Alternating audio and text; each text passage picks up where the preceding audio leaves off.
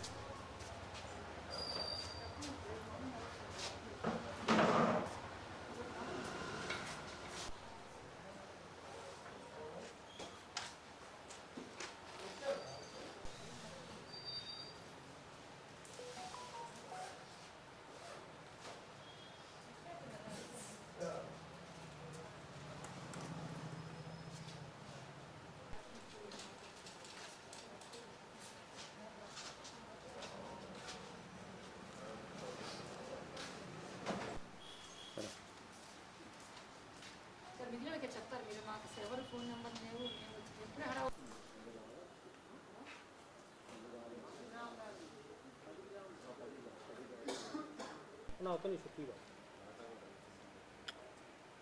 ఇంకోటి ఇంకోటి 10 గ్రాములు వస్తుంది కరెక్ట్గా. 10 గ్రాములు వస్తుంది.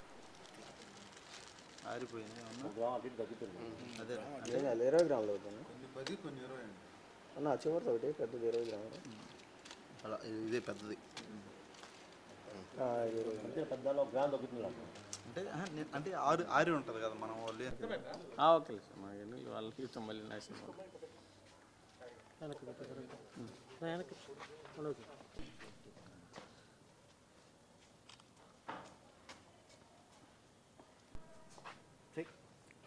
ఒక్క నిమిషం సార్.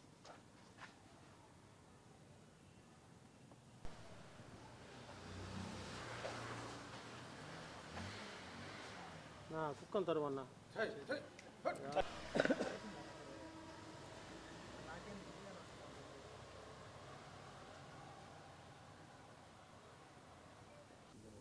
ఒంగోలు పట్టణము మరియు శివారు ప్రాంతములలో గంజాయి అమ్మకాల మీద దృష్టి సారించినటువంటి ఎస్సీబీ ఒంగోలు ఇన్స్పెక్టర్ గారు మరియు వారి సిబ్బంది, తర్వాత ట్రైనీ ఏఎస్ గారు కలిసి ఈ గంజాయి అమ్మకాలు, ముఖ్యంగా యువత, కాలేజీ విద్యార్థులు, ఇంజనీరింగ్ విద్యార్థులు దీని వ్యసనం బారిన పడుతున్నటువంటి సమాచారం అందుకున్నటువంటి మా ఇన్స్పెక్టర్ గారు గత కొన్ని రోజులుగా ఈ గంజాయి అమ్మకాల మీద దృష్టిని సారించారు. అందులో భాగంగా ఈరోజు మాకు కొంత సమాచారం వచ్చింది.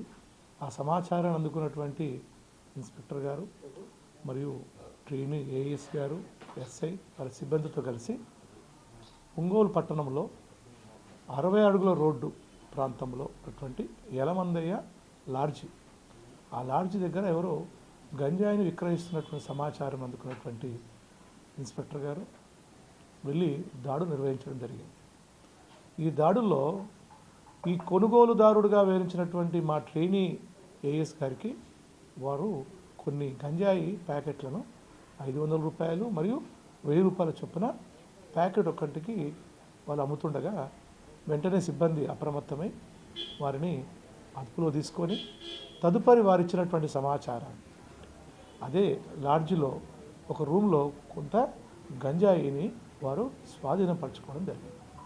ఈ గంజాయిని మీరు చూస్తున్నారు.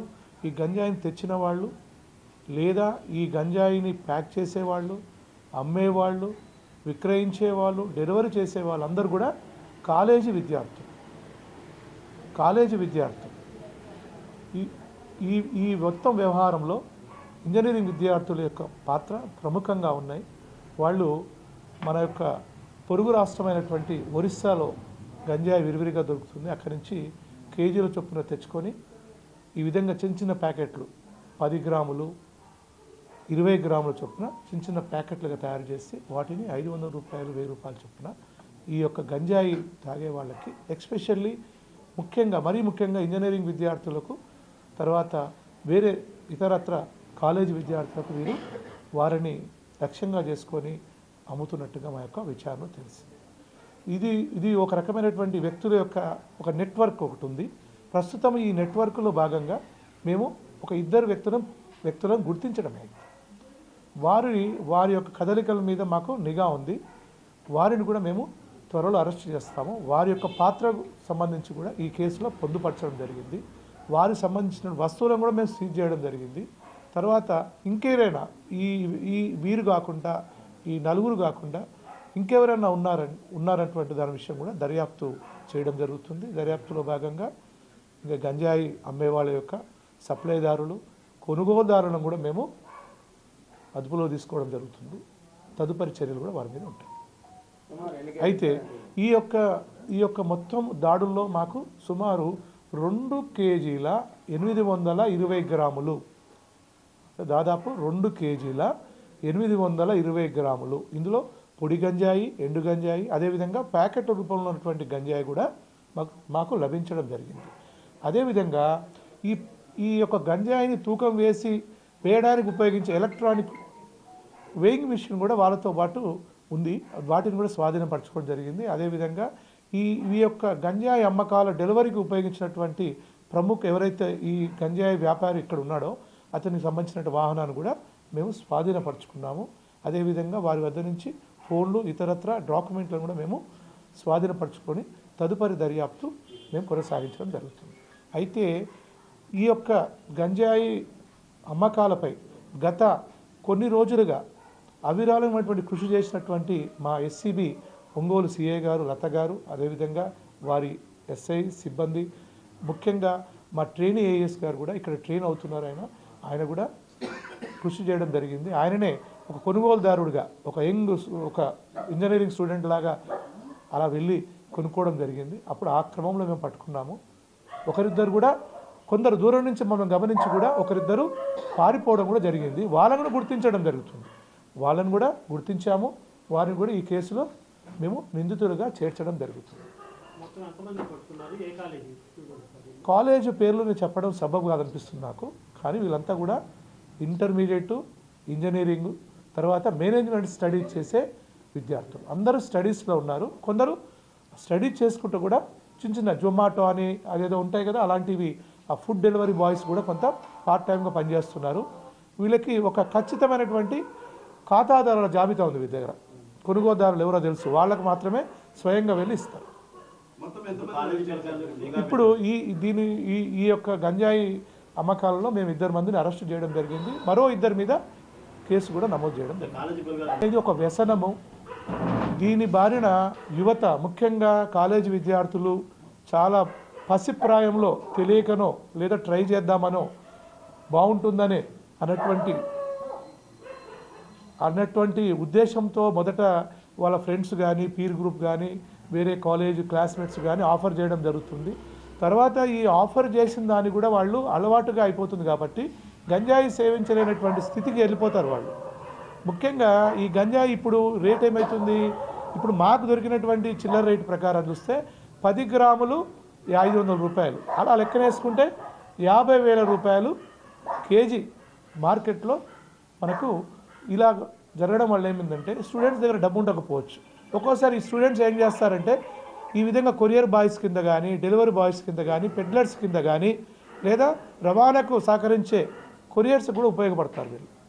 అంటే ఒక్కసారి గంజాయి వ్యసనంకి అలవాటు పడిన వాళ్ళు తిరిగి ఆ బయటకు రావడం అనేది చాలా కష్టం అవుతుంది. కాబట్టి ముఖ్యంగా తల్లిదండ్రులు, ఇప్పుడు మేము గమనించింది ఏంటంటే, మేము అరెస్టు చేసిన తర్వాత తల్లిదండ్రులకు, బంధుమిత్రులకు వారికి కొంత సమాచారం ఇవ్వడం జరుగుతుంది. తర్వాత వాళ్ళకి కౌన్సిలింగ్ కూడా చేస్తాం. జనరల్గా అయితే ఒకవేళ వాళ్ళే కనుక వినియోగదారులు అయి ఉండి చిన్న మొత్తం దొరికితే వాళ్ళ భవిష్యత్తు పాడుకాకుండా చిన్న వయసులో ఉంటారు కాబట్టి వాళ్ళకి మళ్ళీ సమాజంలో నేరస్తులుగా మారే ప్రమాదం ఉంటుందన్న ఉద్దేశంతో కొంత కౌన్సిలింగ్ కూడా చేసి పంపిస్తుంటాము.